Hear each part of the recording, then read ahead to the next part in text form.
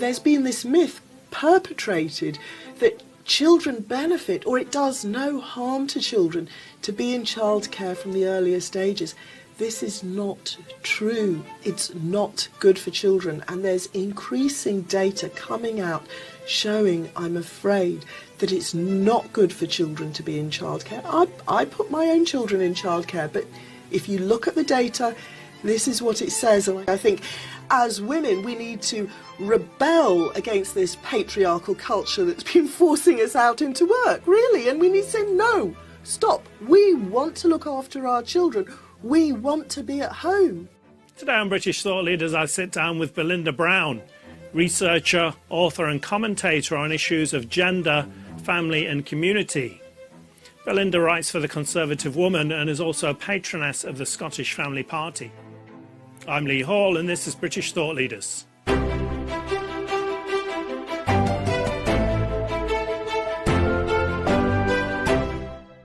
Belinda Brown, thank you for joining us on British Thought Leaders. Thank you for inviting me.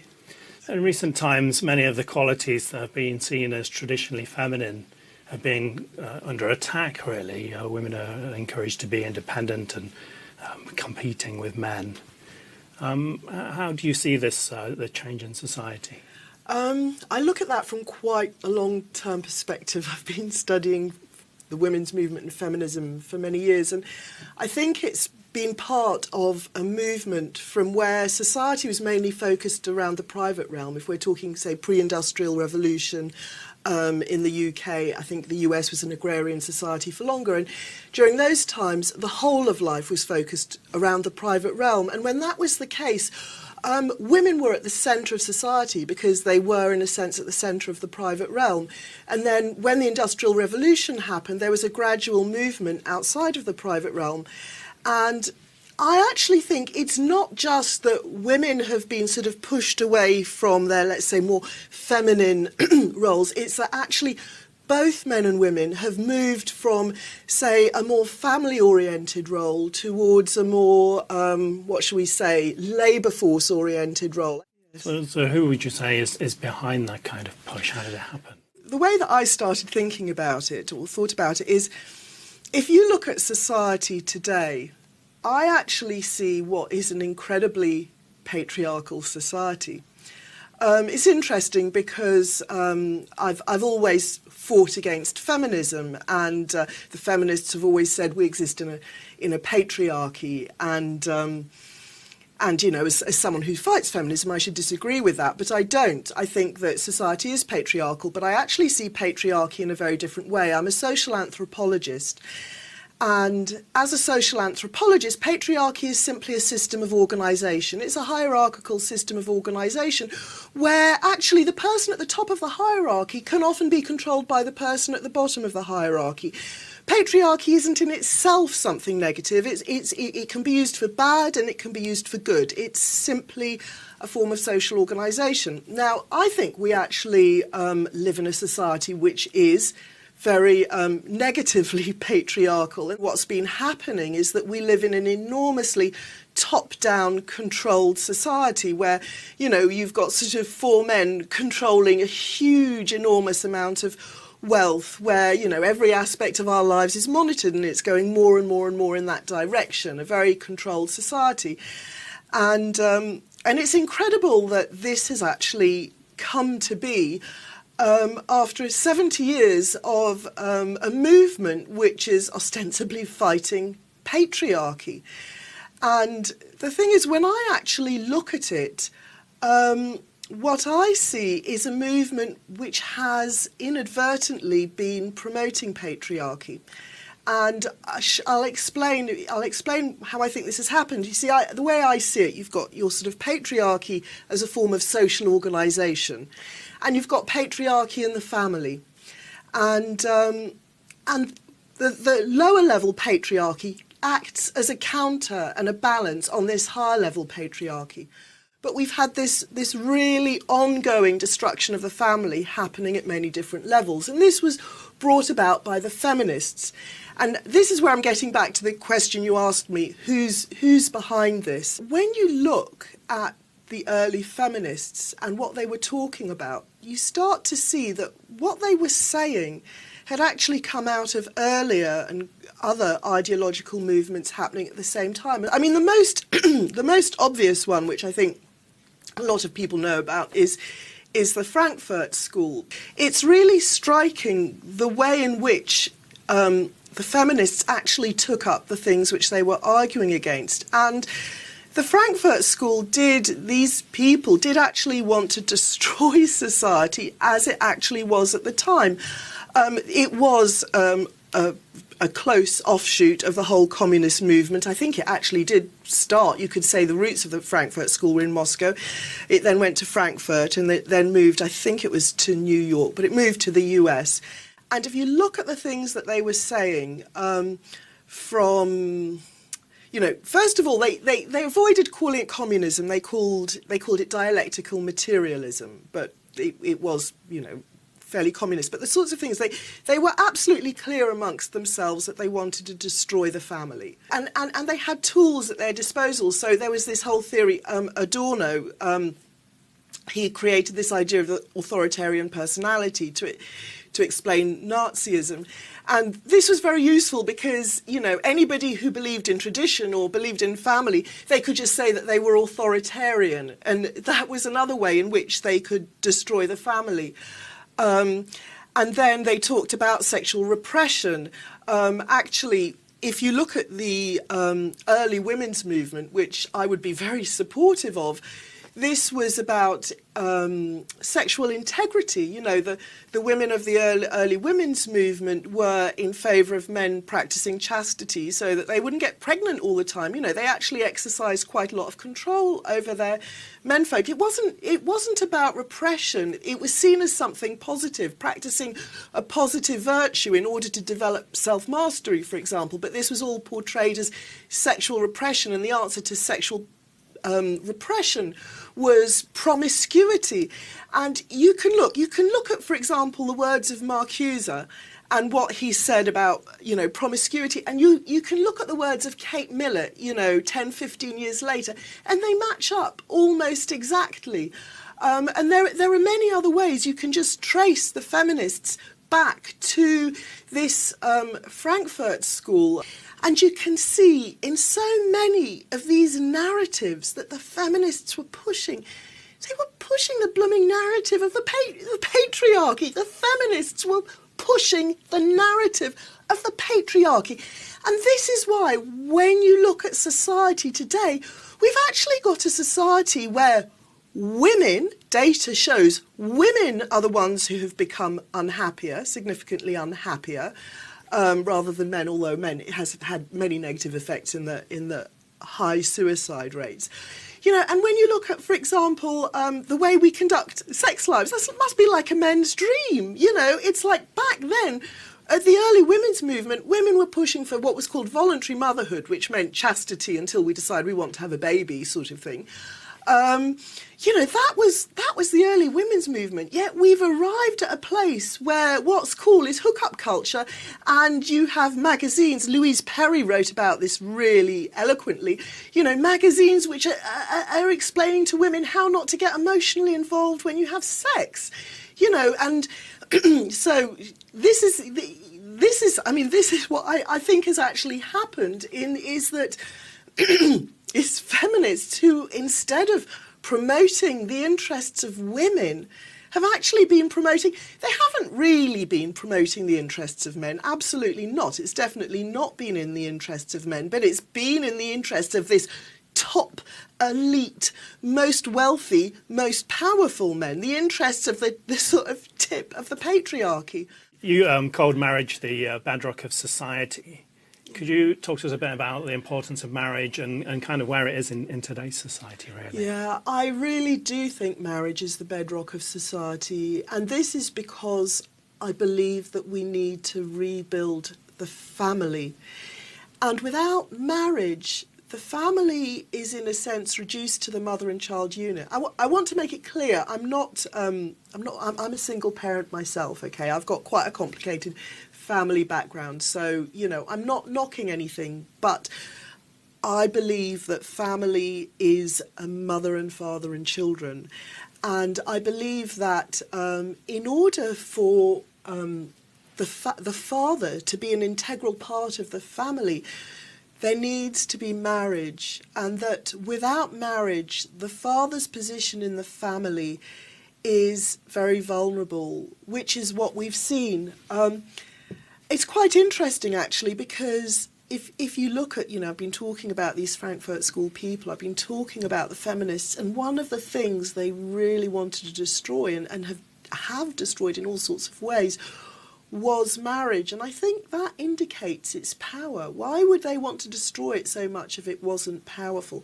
And the reason it's powerful is because it brings the man as a central pillar of the family. The mother and child bond is absolutely clear to everybody. Child is born, we know who the mother is. But the father's role with the child is always mediated by the mother. It's the mother who decides whether the father is going to be the disciplinarian or the fun person for when the children get home. It's the mother who knows what the children are doing at all times. It's the mother who sort of sets the tone for the family. And if there is divorce, it tends to be the father who sees significantly less of the child. And even there's a researcher called Andrea Doucette, and she did a lot of research into full-time fathers, fathers who look after the children from the earliest ages. And even these fathers felt that there is a natural bond between the mother and the baby, which sort of the father didn't have in the same way. None of which is to say that can I make clear? I believe the father is absolutely just as important as the mother, and that's why marriage is so important, because marriage brings the father into the family. You've talked quite a bit about family, and family's been under attack since Marx, really, right at the start. Yeah. And now it seems almost having a child is kind of looked upon as a sign of being oppressed. We can see this in the reproduction rates, which have taken quite a hit in the West. Yeah. What can women do about this? It's not so much that having a child is viewed negatively, it's that there is so much value attached to having a career and to establishing your identity outside the family, and also that simply, or if you look at the whole tax and benefits system, this makes it really difficult to just look after your child. I think men and women have very different roles in relation to children, but both have equally important roles. So we need to find ways that women can look after their children. And I think that we need also to, do you know what? Women don't actually know. There's been this myth perpetrated that children benefit, or it does no harm to children to be in childcare from the earliest ages. This is not true. It's not good for children. And there's increasing data coming out showing, I'm afraid, that it's not good for children to be in childcare. I put my own children in childcare, but if you look at the data, this is what it says. And I think we do need to raise a bit of awareness about this. Mothers like spending time with their children, but I also think we need to talk about how important it is, because the trouble is that we've attached so much importance to having a career that I think women start feeling that they don't have an identity if they don't go out to work, and I think as women we need to rebel against this patriarchal culture that's been forcing us out into work, really, and we need to say, no, stop, we want to look after our children, we want to be at home. Not that long ago, say when I was a teenager, girls would guard their virtue, if you like, and the guys were trying to persuade them otherwise, often unsuccessfully. Whereas nowadays it seems you've almost gone to the opposite extreme. A lot of females are more promiscuous than the males. Yeah. What kind of damage do you feel this has done to our society? Well, actually, it's done damage in all sorts of ways. I mean, you ask about, it has done enormous damage to women, but you're asking about the damage to society, which is it's a very important question and not really a well-addressed question. I think that Actually, this, if you look at this sort of culture of promiscuity, this actually lies at the root of the breakdown of marriage and the family. I mean, it's probably a topic more for a lecture because it's quite detailed. But it started. Yes, there's the Frankfurt School, but contraception and abortion tore apart the links between sex and marriage, and it was at this point that we started to see this very encouraged by the ideology, this sort of promiscuous culture emerge, which has ended up with a hookup culture. And I think that there are many negative effects. I think for as long as sex is freely available outside marriage, that is going to act as a drag on marriage. That's going to discourage marriage. The male libido it's a tremendous source of energy which can either be channeled into sexual promiscuity, or it can, in old-fashioned days, that male libido, which is a tremendously creative force, could be channeled into creativity. And that's what young men used to be taught, to channel their libido into, do well at school, build things, do things. It can either go in that way, which now, maybe pornography has taken over a lot of the negative, channel libido in a very, very negative way, or it can be channeled in a very positive, non-sexual way into creativity, which actually it's the male peacock. Men create things in order to attract the female, and so the libido would channel them into creating all sorts of wonderful things to attract the female. But once the females are just available, once sex is just available, once pornography is just available, then, that libido ceases to be channeled into something that's creative and productive, and I think you start to have a decline of society. And actually, this has been documented by the 1930s anthropologist called Unwin. He wrote a book on sex and culture, and he actually provided fantastic evidence to totally back this up. He showed that societies which practiced monogamy and prenuptial chastity reached the sort of peak of, cultural well-being, and societies which gave up on this just declined. So I think that this whole promiscuity thing actually has even greater negative consequences than the mental health implications for women, which it does have. I think it has big social implications, both through its impact on the family and the destruction of the family, and its impact on men. You're currently working on research into fatherhood. Yeah. What are your thoughts on the role of fatherhood in contemporary Britain? There is so much data in all sorts of ways to show the importance of fathers to children at all sorts of levels. If you look at pre-industrial societies, childhood mortality was so strongly linked to the presence or absence of a father.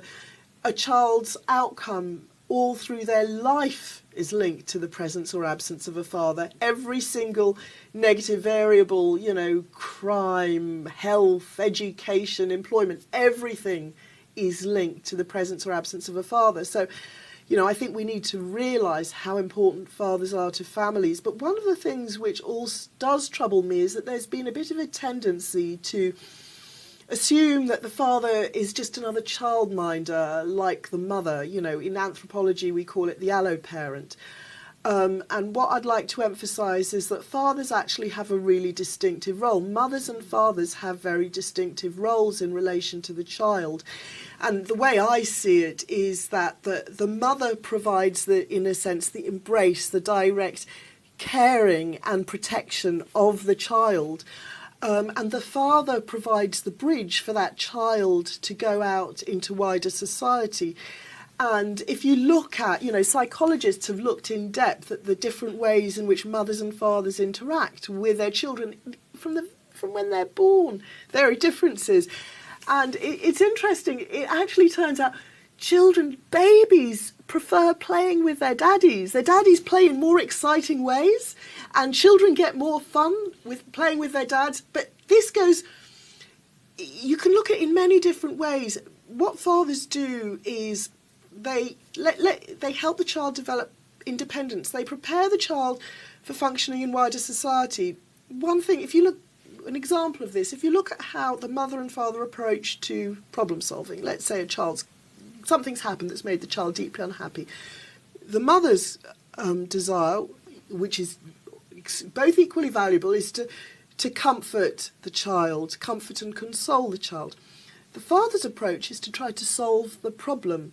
And in a sense, this takes the child out of themselves to think more about the wider world. And there is actually research which shows that children with fathers who've grown up with active fathers actually have more empathy than children who don't have fathers. I've read that somewhere. I can't remember the citation, but I have read that children who have actively involved fathers are more empathic. And I think that the father's role is to help the child move out into wider society. And I think we need to recognise that mothers and fathers do have different roles, equally important for the child and different. I think what you have to remember is that for the child, the small child, their universe is their family. Their universe isn't out there yet. The small child, the universe is their family. And the mother has an obvious central importance in that universe. And you need to have the father there for the little boys so that they too see that they have a central importance. Even if that father is out at work, as long as that work is recognised as a central contribution to the family, the boy can see that he has a role for himself. The boy without the father isn't quite sure what his role is going to be, so he isn't quite sure what all this work at school is for. So I think that this is actually, fatherhood is tremendously important in providing a kind of steering light for boys. And at the end of the day, for both boys and girls, family is really important, the idea that we will have families. And I often think this is why girls don't need so much motivation, because we know we can get pregnant, we know we can have a baby at any time, and we know if we've got that baby we're going to need to look after it. So we've kind of got this natural internal motivation, whereas the boy's role is a bit more outside of that, and so it needs to be culturally constructed that he has a key and central role in the family. And this is what you'll find in pre-tribal societies. You'll find that, during the teenage years, boys are taught skills like hunting and house building, and they go through initiation ceremonies, and when they've achieved all these skills and they're seen as ready for marriage, it gives a structure to their lives. Whereas we live in a culture which has been determined to say, we don't need you, and so boys, then you get all the delinquency, and then you get the toxic masculinity, a hugely overlooked term, but if you say to boys you're no use and you're toxic, well, self-fulfilling prophecy. We've touched on a lot of different issues today. What, in a kind of nutshell, can be done to bring hope for the future? What measures do you feel? We need to rebuild the family, we need a rebirth of the family. We need to, the most rebellious action you can do these days, and I should say it's not an easy thing to do, because I'm afraid, because of feminists, they've created such a hostility, it's tragic, between young men and women. They've done so much to disrupt the relation in so many ways, not just feminists, please let me not just blame them, I don't want to just blame feminists. They've all sorts of forces which have done so much to disrupt the relation between men and women, and especially young men and women. But I think the most sort of rebellious and yet most constructive thing that we can do is rebuild the family, get married, have children, educate those children. I think there's space for home education. What's happening in schools at the moment is terribly worrying with the whole sex education and trans thing. Get married, have children. It's funny, because the whole thing that we've been taught to rebel against, I actually think is the most transformative action that we can take to challenge what I see as we've got a really serious authoritarian top-down society is coming upon us. For those with their eyes open. We can see this happening in all sorts of ways, and we've got to create this strong private realm, you know, and not just family, also our friendship networks. We've got to build strong networks at this private level, and so that we can make demands on the powers that be, so that we can be the ones telling them what to do, because at the moment they are the ones steering and directing us. No, we've got to reverse that relationship. We've got to be making them serve our needs, because after all, it's us people, us families, our mothers, fathers, children. It's us people who are. This is what society is all about, and this is the government should be there to serve our interests. At the moment, we tend to be, you know, working in the interests of some great big global organisations up there. So, yes, that's what I think we should be doing. Belinda Brown, thank you for joining us on British Thought Leaders. Thank you so much for taking an interest in what I have to say. Really enjoyed it. Thank you, Lee.